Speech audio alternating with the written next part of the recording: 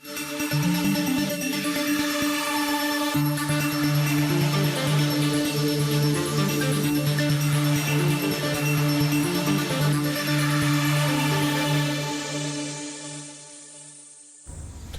باش تما شوان هجا از صباح رشید از خلک ایرو هفوینا ارکی جوار پیشکش کم مجرم ایرو لسر چند مجرم ایرو هنه یک جوان سر روشا ولهی و سیاسی روجای کردستان هروها دور آرام لسوریه هروها جی مجرا کنگره جنیفی و دانستاندرین جنیفی کو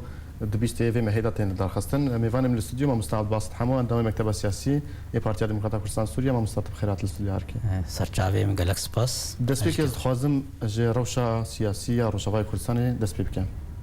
هجماره که گرتین انجمن اجتماعی کل سوریه في دما داوی باشن روزی داوی سربست هاتن بردان ایروجی اندام کی دنیا میداری گشتیانه کسی هات گرتن اف گرتن سربست بردان و گرتنا ها جبوت چیه برای هر تشتی ریز سلاج بوتا و تماشاوان هیجا و حوالی خو و برای خو دوستی خوی هاتن بردان زندانی پیدیم سلاف دکن براستیجی مسئله پروسا گرتنی جبونی کردی ما و حوالی انا کسی اوانا وکا خلقه که سیناریو که پیدی دست بیده که هناك دبردي وهناك دغري دا جبوني بي ملتي كرد مجول بكي انه جبوني بتشتي مصدر وفرهتر نفكرن انا وقت مسرحيه تياتروكا خوازن هيفي ملتي كرد بوشكينن دا جبوني تشتي مصدر وبلنتر قالي كرد نفكري واف نتشكي نوع يعني تايبات يرو او هواري هاتن قرتن يعني إلو بيادي دبيجي أف كسامة بردا وكا خوازي زمينك بهوريام دا غرقا گناهكار بيادي بر أف مناضلي هاتن قرتن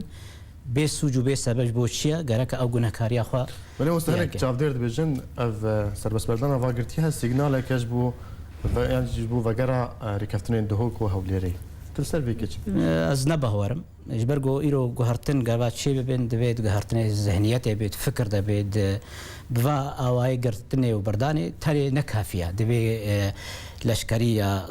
بزوری خورتا و بیروات شغوطین و داخوازیا گلی کرد و ایریشن اعلامی سر انا کسی و پدا کسی و سر کردستانی اوان دوی ذهنیت بی گهرتن هلبت مرود خوازه زمینک بی آوا کرن او زمینه براتی حوالتی بی آوا کرن لی بهوریام دا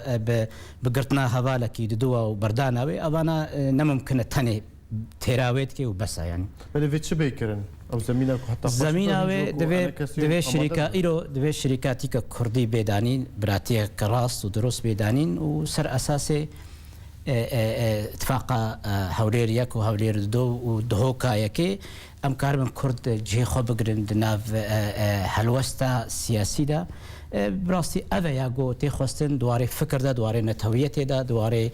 ام كاربن ملتي خوا بيكريزي اواكن ايرو قناغاتين اواكن جنيفا ايرو استانا ابو صبا جنيفا ام كارم خوجر امادكن وكرد قدر كردستان سوريا الكود من خلق اتفاقا قالك ام هناكي في زميني ابا بكن وامجي وكب انا كسيت متم دستي مدريجه وبراتيم دخوازن باراستنا قالي كرد او مهم هند بيجن بيادينا اماده ركفتن بري فكره بيادي جي دخوازه هند وكو انجمن الرسمانيه كل سوريا جي هفيمانيه الرسمانيه اوبوزيسيون سوري دركبو جنهضه افريكفتن ورا نولة يعني إيرو مسألة أوبوزيسيون سوريجي أوبوزيسيون كدريسة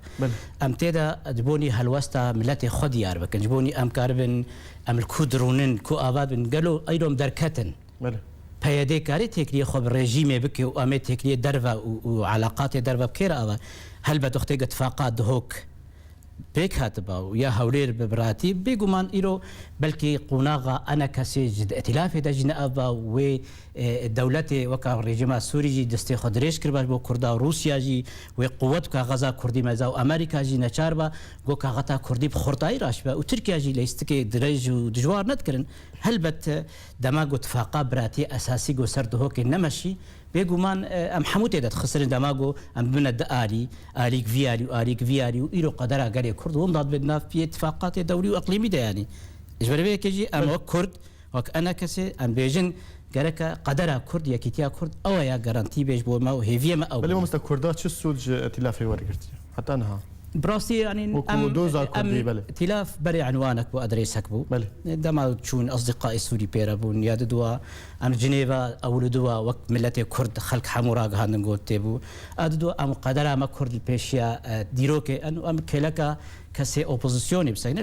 كلكا ريجيمي وادوا جي ايرو ادريسك بو جو دوزا قال كرد بعربا وبخلقي ايرو هذا ديار كرن جو كرد انجمان هيا كرد هيا بكونغري ناف دولتي پایدی هولدا کرب نکر نحاضر بو نال الحمو کنگرا جبروی که نارینیها بود سر جبروی که ایرو او قبول کرنا انا کسید آستا نابنا تویدا نفستا هرمیدا اوانا دیار کر انو سیاستا انا کسی سیاستا که بالانس بو جبونی خدمتا قال کر لی راسا قالك قلسون هيا لإيرو تواي رولا سوري و اوبوزيسيوني تواي قلسون تدا لأنا كسي وك لاش كاريبو خو آبابك رولا خو بليز الجوري ممكن بلي مثلا الهمبر في أخفتناتا بيعدد بيجي أنا كسيت تني دوا كونغرادا وك شاهدك زور السر دوزا كرد رادو است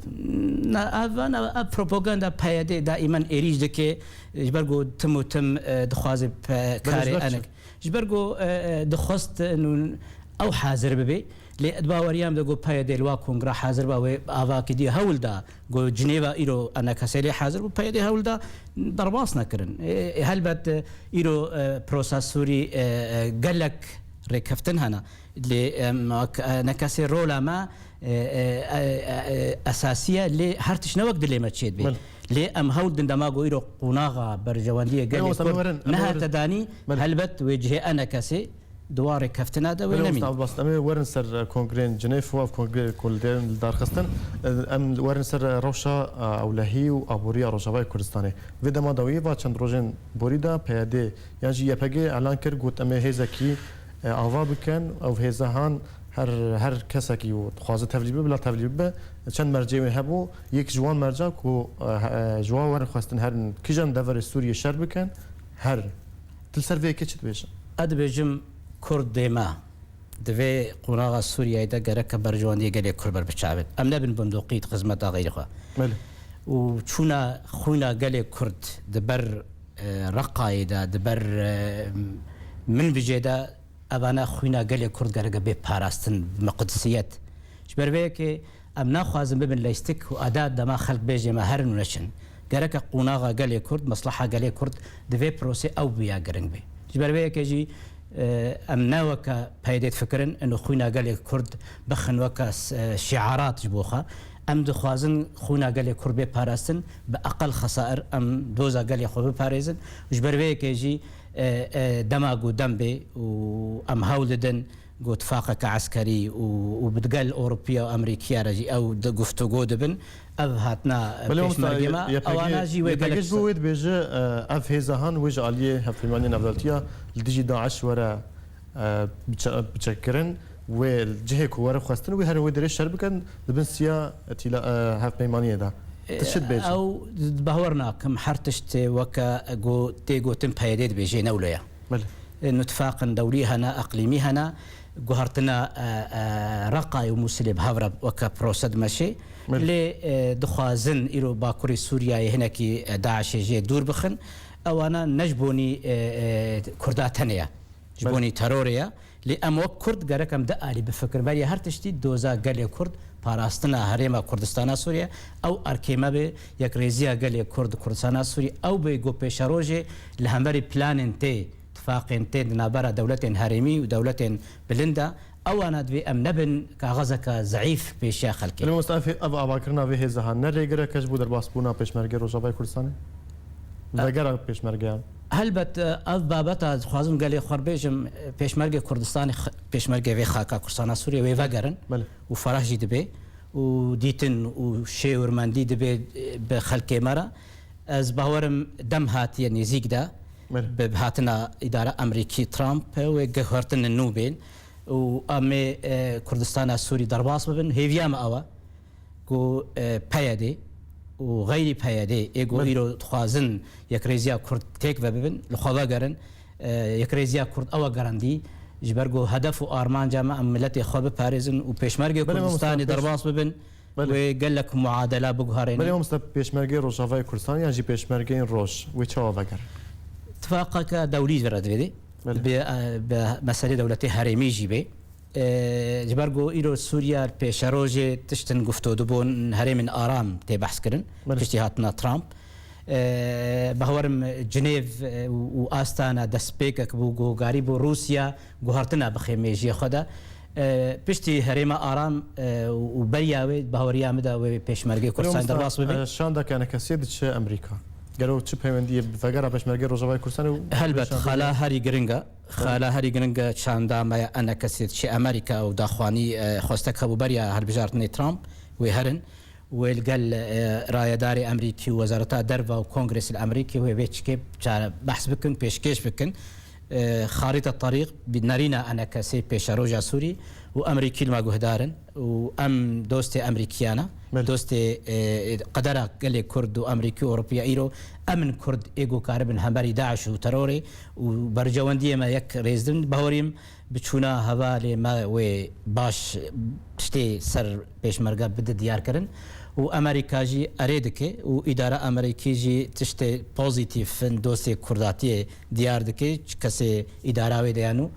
أزباورم دهاتنا بشتي جنيفي وقالك وهرتن بين نها جنيف جي بيست شباطي لدارة لما وك أنا كسي كاريب رولا خد آريا أوبوزيسيونا دا جي خو بقرن وكي دي أنا كسي بتايبات جي تكلين دربا أم دانو صاندب أوروبيا وأمريكا ردكن أم حمو سر حمو أستاب هفرا كاربن جبوني بنرجواندية قال يكرد بين بارس أو آرمان جماعة مهر نافرة كم جارك دي فجرن لسر كونغرس جنيفي باخفن بل تماشوان هجا نافرة كو جارك دين ما بتكرن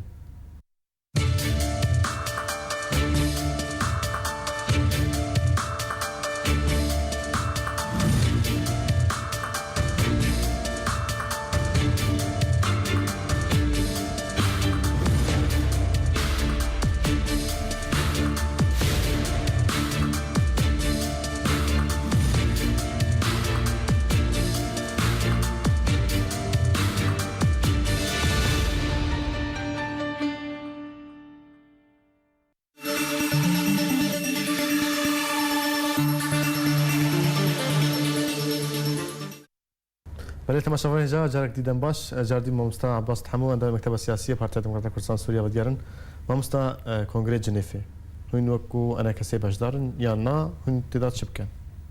بله في جاري جنيف بأواكي دي تداني بشكل أوبوزيسيونا سوري ائتلاف ورولاما وك هرجار هبي ليد فردا جركا بروجكت ما أنا كسي جهبي وبيشكيش ببي رايا قشتيرا وأصبح ورم جركا أم رولا خو بهتر بليزن أم استفادة سود ورجرنش تشتي بري وقت مشتركوت دا أستي أوبوزيسيوني دا وجنيفي دا رولا خمود وكي ديجي وقت أنا كسي لا شكي تايبت تكليه خوا بدردوري خدي بريارة سياسية نابنا تويرة تكليه بكن أم حمو أستا كاردكن جو بري هرتشتي باراسنا برجواندية قال كرد وبي كردان نمكن تكونغر وتبيشاروج بسوريا بيابك. بل شو فرق وجودها هي في جنيف في جاري جي بري هي؟ أف جنيف هناكي أو ناكو كيت توج نابرا روسيا أمريكانيين. بله. هناكي نابرا تركا وروسا دا كيمبونا. باندورا إيران الزعيف بوا جبر بهاتنا إدارة أمريكي إيران زيادة قاضي آبيتنا بس دا أستا سوريا دا أستا عراق دا أستا دولة كندافي دا. هناكي خطري مطرسيد سر إيراني هيا بربي كيجي أو زمينة أوبوزيسيوني الهمبري جنيفي وبهتر نزيك روسا وأمريكيا بيج بهتر جارة بري جبرجو خطاب وديتنا أوبوزيسيوني روسا هناكي هاتيا جوهرتن خاص بشت تايبت بشتي آسيتانا أو زمينة جنيفا في جاري أشارة وهناكي بهتر فكريتر بيجيا بري دوی جنیف دام مستوی هنگ عالی اندن باشدار بکو پیادی جنجی هنگ عالی نزدیک پیادی راگاند مو کو اوجی و کو شاندک دوی کنگره جنیف دام آمده به هرتش ممکنه بله لأما كرد تجاري نبونا دجي براي خوا يا قال يا خوا جو كاربي حاضر ببي ام دخازن كرد بهالوستك بجبوي برجواني قال لي كرد حاضر ببي لي ممكنه دي تنين روسيا جبرجو إيرو روسيا دخازي أوبوزيسيونا سوري بحماي رولا خبريزي بهتر واجو رولا إيراني قتي سوريا ده تايبات جيرو قالك ناكو كيدنا برا إيران وروسيا ده هنا ودولة علوي يعني كسايتية علوي هنا كيد ماتشار معنا جو قدر خياب روسارا بيجريدان يا إيرانيارا لي بيشروجة علوية بهتر برآفيريا بهتر بروسارا نممكن الروس كاربن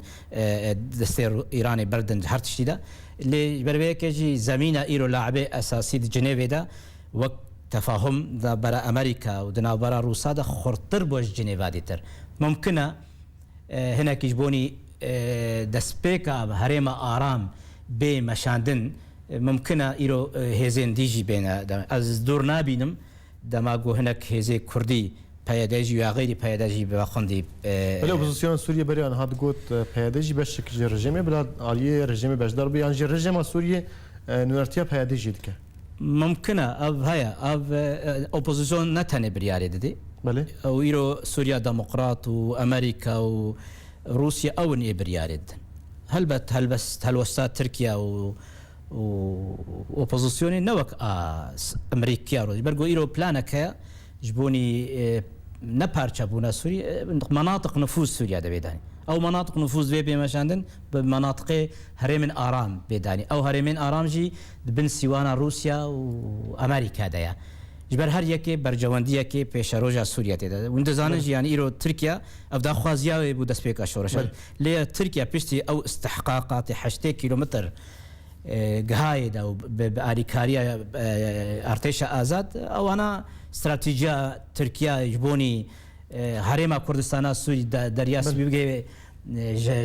دجلة آوا دجلة بيجي حتى هريما او انا بيك هاج بربي كجي داخوازيا بيدي طرحة بيدي نا او طرحة كنتوي ياغو خاكا قال كردستان سوري وك خاك وك ملتها بربي كد ممكنه شروجا بيدي استراتيجية بيدي يا داخوازيا جو ناخوازي نتوكا كرد وك جهكي دوزا قال كرد او انا دكابي تقاطعات مصلحة برجواندية تركادا وك بشروجا تركيا او انا تجا معارضة بل دفر آرام من هوكو امريكا وهروها تركيا يعني سعوديا دخوازن لسوريا اباب دفر يعني دفرين آرام من كيجان دفر تايبتي دخوازن وكاتي ديار كرن خياي بله تشتي خياين 8 كيلومتر او انا ود بن سيوانا السعوديه عربي دبي بله تركيا دبي وهاتنا الى وزير دربي سعوديه لتركيا وبرابايات تركيا شو سعوديه بلان جديد دانين و بروج افاي فرات حتى دجله جمع دجله او انا بن سيوانا امريكي دبين ودريا سبيد ود بن سيوانا روسا دبي قبلت دبن سيوانا دولة أوروبا وأردن دبن ودمينة سرتشتي لهفكرنا شام ودردوري شامي وأوانا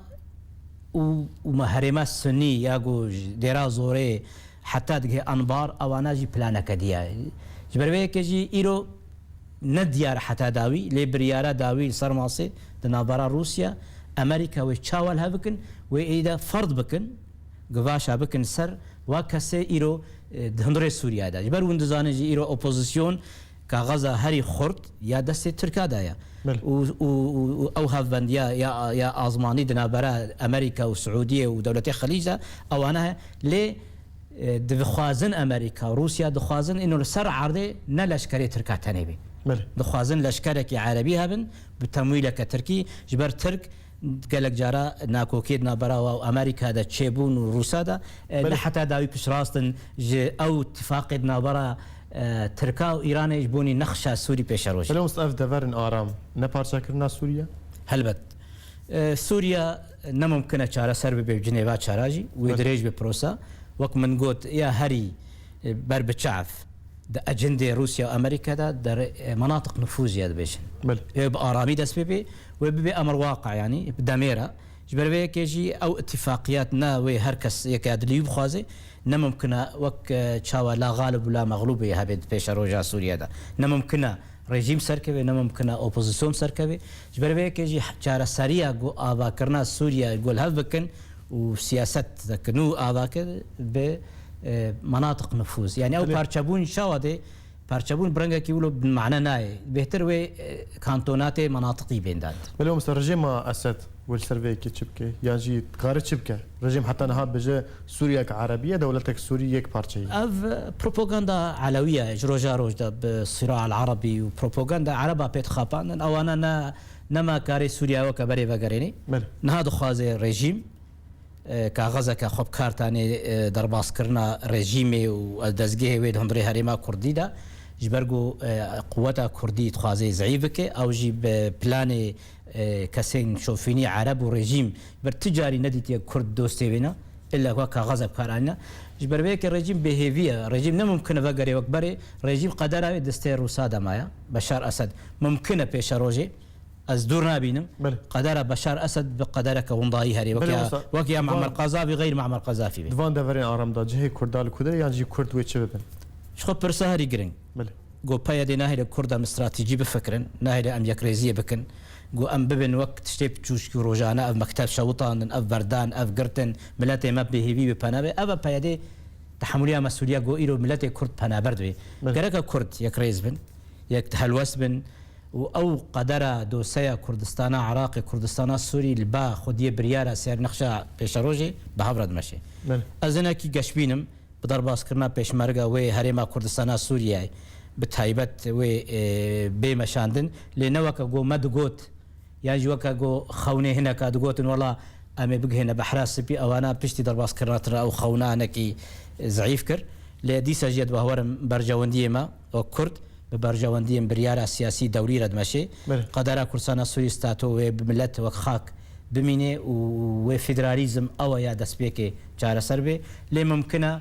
هرتش وك منوي او جي مطرسين هرد هريما عفريني دا او انا ودور خصنا وجه هريما كوباني او ليستكن نتهويب تايبتي تركيا ويا ايراني وريجيما بشار اسد ناهي او تشتابغياب لي ام كرد هكرم يقدس بانا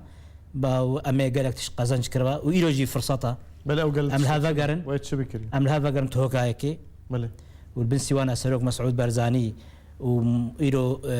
إدارة أمريكي هري نزيكش بو كردا وخدية بريارة أوروبي وإيرو شاندن ناف نتاويتين هوليري عاصمة بايتخت هري جو شنو هاتن لي هيج بغداد بيتر وشامي وأنقرة أم بكرد وك فاكتور وك معادلة كرد ممكنة بين تجاوز كرن وبتايبت كردستان السوري جبر بيك يكريزياما واتفاقا كردا واتفاقا بيشمرقا ويا باكيد بن سيوانا كرداتيه دا او انا وي قال لك تشتاب خرب بلي مصدقو اگر ام يكبا ما يقل تشتبكري او تشتوي تشبكري جو كرد يكبا هكر ام يكبانا واتفاقا دهوك يك وهورير يقدو وين نشاربا تركيا دريه سيمالكا دريه نسيبيني وباب الهوا حمو ابوريا كردستاني وشنو هاتن ببا وسيمالكا قال لك روشا كردي وابوري ملتي ما بنابر ندبو ملتي ما وي خوندن كربا ريجيم نشار والبردستي كردا بهتر قاب افيت بانا وتركيا جي غزا كردي قبول و اوبوزيسيون جي هات بر دستي كردا بهتر لي بيادي الاف خو بالذهنيات اخو قال لك فرصة ديروكش دستي كرداون ذاكر ام دري البيشام هابو يا دفابو تبچك داري الهمباري بيادي وملتي كرد بوكجي وايروجي ام وك انا كسي او هلوستا براتي مديار كجبرغو ايرو ال باي يابا كيتدا او جي كردي من جوي خاكا كرسانا جبربي كجي او بردواميا بيادي ياغو بي بربرسيار ايرو مقالك يونداكر لديسا جي ما في قال كرد وندانابي لما كاريب بهتر قزنج كربا بلي مستمر سر شري دفرا بابي طيبتي يكون هو هر يك رژیم تركيا اوبوزيسيون سوريا وبيادي هر كسك دخوازه و باجاريش خراب با قالوا اف شرط شواد بينه وبداويه بقي هيك وناوك مقوت ايرو 8 كيلومتر رجلاتي فرات حتى جرابلس تركا بيك اني بن سيوانا ارتيشا ازاد دخوازن بابي تسليم بكن اتفاقك بين ماصيدنا برا روسا وتركا وش برقو ضرباس كرنا تركا باتفاق روس وامريكيا قريبونا روسا عهد اوباما دا بتايبت بشار اسد نممكن بروس ترك درباس با لي سياسته دا قاعد بقاعد هر شيء خد خوازيه دي تربي ايرو تركيا دخوازي بابي بابر كتا بابي دا او هالوستا ايرو بايدي تقول منبج خلاص كنت تشتي حمو بروباغندا نراز دركت ايرو دو سيناريو جديد تاني اتفاق تاني انه دوي داعش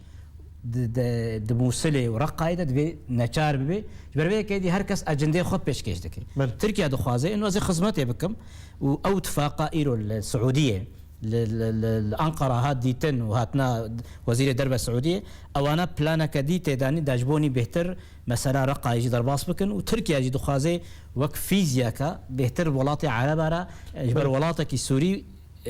دوێ ئەلێبوونا دەوڵەتێک کەندا هەبێ بتایبەت بەرەوەیەکی ترکیا ژێرە پێویست بوو نێزیک بوونا خۆ سعودی ببێتتر بە ئەلێبوونا ئەمریکا بوو ئەبژی بەرەوەیەکی ممکنە معادلە هەندڕێ ڕقای دەبێت لەسەر شەرە ڕقای هێزن سووریا دیموکرات گوتن گوت ئەم ئامادەنەش لە ڕقای شەر بکەن و هەروهارن دێرە زۆرژی شەر بکەن هێنڤەیەکی چاوت بینن گەلو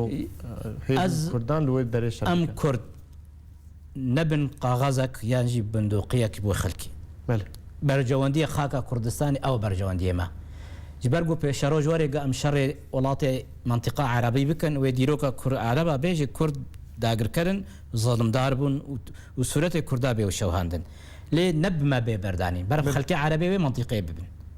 ئەم کورد هەرێما کوردی ئارکێمەیە گۆ ئەم پێنە پاراستن و ئەم ببن توازنات و ناکۆکیت هەرێمێ ئەقلیمی نەبن کاغەز نەقەبە ئەم سەر خاکە خۆیان کوردستانی پاراستناوێ یەک ڕێزیاوی پارێ ئەبە استراتیژیا کوردی تا چ سەرخست تێ سەبەزی وندا بکەی ژبەرگۆ نەخەکاتەیە نەعەرداتەیە و تێ گونەهکار و ڕوڕەش بێت پێشە دیرۆکە عربی یا سووری بەلێ گەلێک سپاس مامۆستا عەبدوڵاست هەموو ئەندامی مەکتەبە سیاسی پارتیا دموکراتە کوردستان سووریا تیرۆ میوانی استجارکێ بۆ گەلێک سپاس بەلێ تەماشاوان هێژام گەشتن داویە خەلەکە خۆی و هەتا خەلەکێک دی ببینید خێر و خۆشیدا هەر شاد بن